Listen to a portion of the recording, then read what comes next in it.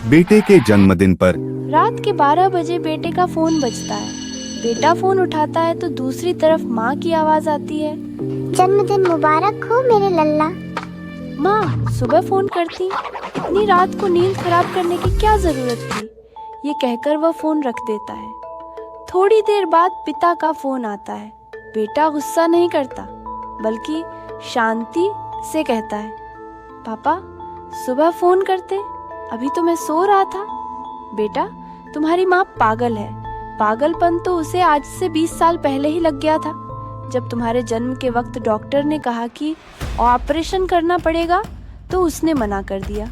वो अपनी जान जोखिम में डालने को तैयार थी, पर तुम्हारे लिए उसने सारी पीड़ा झेल ली। पिता की आवाज भारी हो जाती है। रात के 12 बजे तुम्हारा जन्म हुआ था। शाम 5 बजे से लेकर आधी रात तक वो असहनीय दर्द सह रही थी।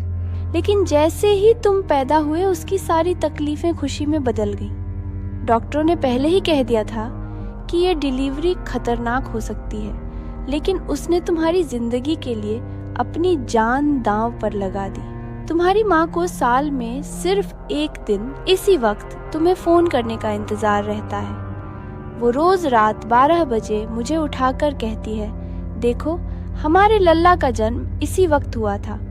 और जब उसने आज तुम्हें फोन किया तो तुम्हारी नींद खराब हो गई।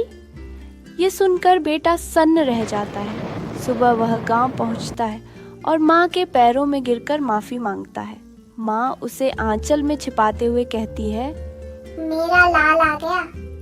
फिर वह पिता के पास जाकर माफी मांगता है।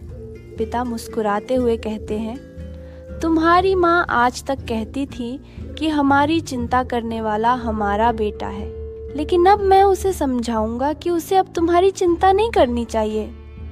माँ बीच में बोल उठती है, माफ कर दो, बेटा है मेरा।